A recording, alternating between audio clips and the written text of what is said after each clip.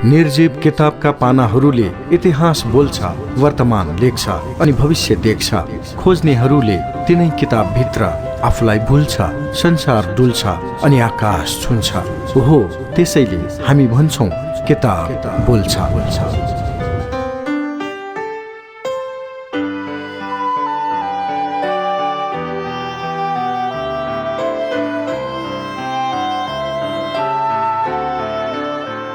नमस्कार, स्वागत छ कार्यक्रम किताब बोल्छ। कार्यक्रम किताब बोल्छ समाजले निकै रुचाएको, चर्चा परिचर्चा भइरहेको महत्त्वका विषय केन्द्रित पुस्तक वाचनकै माध्यमबाट तपाईलाई सुनाउने कार्यक्रम हो। कार्यक्रम किताब बोल्छ प्रत्येक साँझ 4:45 बजे प्रसारण हुन्छ र यसको पुनः प्रसारण बिहान 12:15 बजे तपाईँ सुन्न सक्नुहुन्छ। कार्यक्रम किताब बोल्छमा हामी वाचन गर्दैछौँ नेपाली क्रान्ति र गणेशमान सिंह। हरि गौतमद्वारा लिखित यो पुस्तक ओरिएन्टल पब्लिकेसन काठमाडौँले प्रकाशित गरेको हो। यस पुस्तकको भूमिकामा उल्लेख भएका केही शब्द जोडौं। इतिहास भनेको कथा वा दन्ते कथा मात्र होइन, यो सदैव एक जीवन्त तत्त्व हो र यसको श्वास प्रश्वास अटुट रूपले राष्ट्र रहन्जेल चलिरहन्छ। इतिहासको श्वास प्रश्वास चलुन्जेल राष्ट्र जीवित रहन्छ। त्यसैले म विश्वस्त छु राष्ट्रलाई सदा जीवन्त राख्ने कार्यमा नयाँ समयले हाम्रा विद्यालयका महाविद्यालयका विद्यार्थीले अनिवार्य पाठ्यक्रमकै स्तरमा राखी यस्ता कृति पढ्नु पढाउनु पर्छ। यति महत्त्वपूर्ण पुस्तक नेपाली क्रान्ति र गणेशमान सिंह, अनि यही पुस्तकबाट अर्को अंश आजको कार्यक्रममा जोड्दैछु। कार्यक्रम किताब बोल्छमा हामी चर्चा गर्दैछौँ नेपाली राष्ट्रिय कांग्रेसको बारेमा, यो पार्टी गठनका बारेमा। अब यो पार्टीसँग जोडिएका विवादका सन्दर्भ जोड्दै अरू प्रसङ्ग थपौं। नेपाली राष्ट्रिय कांग्रेसको सभापतिबाट बिरामीको कारण देखाई मातृका प्रसाद कोइरालाले दिएको राजीनामा स्वीकृत भएपछि विक्रम सम्वत 2004 साल असोज 29 गते सम्मेलनको दिनसम्म रेग्मीलाई 1 वर्षका लागि कायम मुकायम सभापति छानेको थियो। यद्यपि जेल मुक्त भएपछि बिपी र रेग्मी बीच कार्यकारी पदका लागि विवाद बढ्न थाल्यो। यसमा रेग्मीले निर्वाचनबाट कार्यकारी पद प्राप्त गरेको ठानेका थिए भने अरूले काम चलाउ सभापति मानेका थिए। यस विषयले पार्टीभित्र नेतृत्व तहसम्म निकै हलचल पैदा गर्यो। यस विवादलाई निराकरण गर्न गणेशमान सिंह, प्रेमबहादुर कंसाकार, पुष्पलाल श्रेष्ठ, सूर्यबहादुर भारद्वाज आदिले निकै प्रयत्न गरे, तर केही लागेन। जेलबाट छुटेर आएका बिपी कोइराला बम्बई गएर स्वास्थ्य परीक्षण गराई बनारस आए। यता विराटनगर जुट मिलको मजदुर आन्दोलनमा नेतृत्व गरेका बिपी र उनका साथीको गिरफ्तारीपछि सत्याग्रह सञ्चालनका लागि मातृका कोइरालालाई स्थानापन्न सभापति बनाइएको थियो। यो नयाँ कार्यसमितिको बैठकमा जम्मा 11 जना समिति सदस्य थिए। अघिल्लो समितिको कुनै पनि बैठक उपस्थित नहुने भएकाले मातृकाले नवगठित समितिमा डिल्ली रमन रेग्मीलाई राखिएको थिएन। विक्रम सम्वत 2004 साल माघ 20, 21 र 22 गते बनारसमा भएको नेपाली राष्ट्रिय कांग्रेसको दोस्रो अधिवेशनले डिल्ली रमन रेग्मीलाई कायम मुकायम सभापतिबाट कार्यवाहक सभापति बनायो। तर बिपी जेलबाट छुटेपछि त कार्यकारी सभापति त बिपी नै हुनुपर्छ भन्ने बिपी पक्षको धारणा थियो। उता रेग्मी आफूलाई कार्यकारी सभापति जस्तै मान्दथे। सत्य छानबिन गर्न लामो समय लाग्यो। त्यसै गरी यो विवाद मिल्न सकेन। अन्ततः पार्टी 2 खेमामा विभाजित भयो। यसरी विभाजित भएका कांग्रेसमा बिपी कोइराला समूहमा गणेशमान सिंह, कृष्णप्रसाद भट्टराई, गोलप्रसाद भट्टराई, रुद्रप्रसाद गिरी, बालचन्द्र शर्मा, नरेन्द्र रेग्मी थिए भने डिल्ली रमन रेग्मी समूहमा पुष्पलाल श्रेष्ठ, प्रेमबहादुर कंसाकार, कृष्णप्रसाद रिमाल, देवी प्रसाद सापकोटा आदिले विक्रम सम्वत 2004 सालदेखि 2006 साल चैत्र 27 गतेसम्म एउटै नाम र झण्डा भएको नेपाली राष्ट्रिय कांग्रेसलाई लिएर हिँडे। यसरी हिँड्दा बिपी समूहमा रहने गणेशमानले सत्य के र रेग्मी गुटमा रहेका प्रेमबहादुर कंसाकारले सत्य यो भन्ने पुस्तक निकालेर बाँडेका थिए। नेपाली राष्ट्रिय कांग्रेसको स्थापना जनवरीमा भयो। त्यसपछि मार्चमा जुटमेल हडताल सुरु भयो। नेपाली राष्ट्रिय कांग्रेसको स्थापना जनवरीमा भयो। त्यसपछि मार्चमा जुटमेल हडताल भयो। त्यसमा कोइरालाजी, उनका आमा र गिरिजा बाबु सबै पक्रिए। उहाँहरूले 4 वर्ष जेलमा बस्नु पर्यो। हामीले आन्दोलन गर्यौं। कोइरालाजीहरू छाड्नुपर्छ भनेर यहाँ काठमाडौँमा पनि सायद विरोध जुलुस निस्किएको त्यही बखतमा हुनुपर्छ।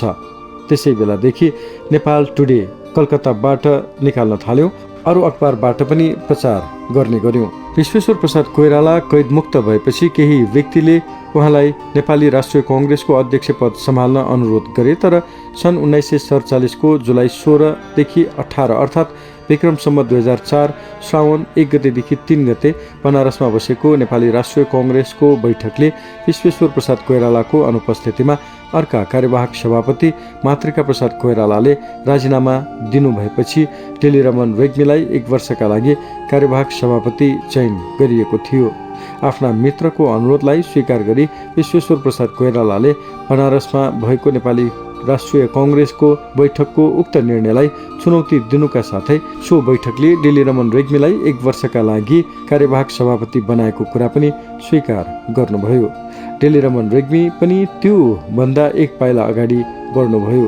उहाँले राणालाई पनि नेपाली कांग्रेसको सभापति पदमा नेपालको जेलमा रहेका टंकर प्रसाद आचार्यलाई राखिरहनु पर्ने कुरालाई समय सापेक्ष देख्नु भएन र यसबाट नेपाली राष्ट्रिय कांग्रेसलाई कुनै फाइदा भएको पनि देख्नु भएन। यसले गर्दा उहाँले आफू स्वयंलाई नेपाली राष्ट्रिय कांग्रेसको कार्यवाहक सभापतिको ठाउँमा पूर्ण रूपले सभापति भएको घोषणा गर्नुभयो। टेलिरमन रेग्मीले उक्त पद छोड्न नमानेपछि विश्वेश्वर प्रसाद कोइरालाले पनि नेपाली राष्ट्रिय कांग्रेसको कार्यवाहक सभापतिको कार्यभार सन् 1947 नोभेम्बर 14 अर्थात् विक्रम सम्वत 2004 साल आश्विन 18 गते मंगलबारबाटै आफूले नै सम्हाल्नुभयो।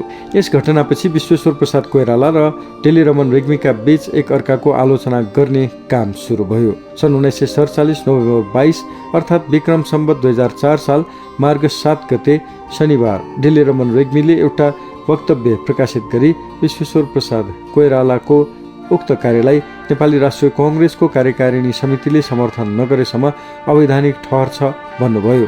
तर विश्वेश्वर प्रसाद कोइरालाले सो वक्तव्यप्रति चासो नै राख्नु भएन र आफ्नो निर्णयमा